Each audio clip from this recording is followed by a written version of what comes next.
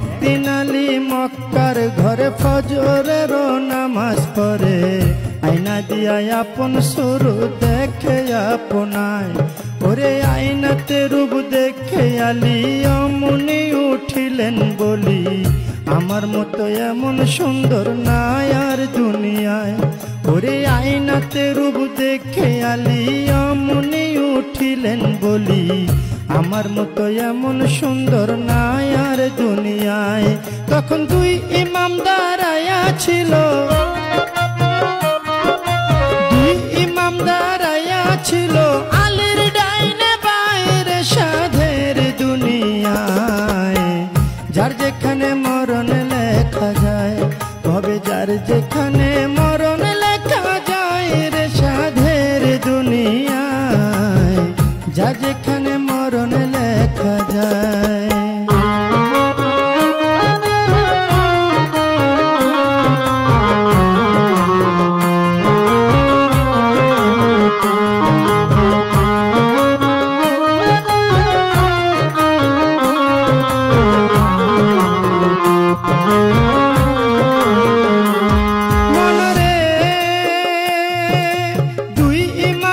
পিতার ধারে শুনে আব্বা কই আপনারে, আপনার চেয়ে বেশি সুন্দর আছে আমার মার। মায়ের বাতুনি এক সুরত আছে, যে দেখছে সে পাগল হইছে। বিনায়া বিনায়া বলছে ইমাম দুইজনায়। ওরে এই কথা শুনিয়া আলী গুসাতে বলিলেন খুলি, দৌড়াইয়া তখন আলী ঘরে চইলা যায়।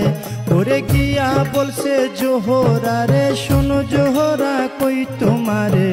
বিনায়া বিনায়া বলছে আলী মরতু যায়।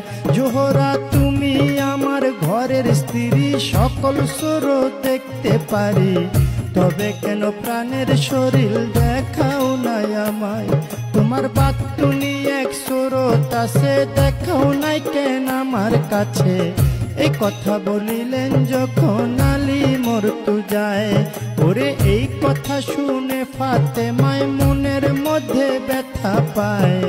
ফরিয়া জানাইলেন মাওলারি দরগায়, মাওলা গো আমার বাতুনি সুরতের কথা যে কইয়া লাগাইছে ব্যথা। জহরে কোহরে মরণ হয়েছেন দুইজনার, এই অভিশাপ যখন দিল মাওলা।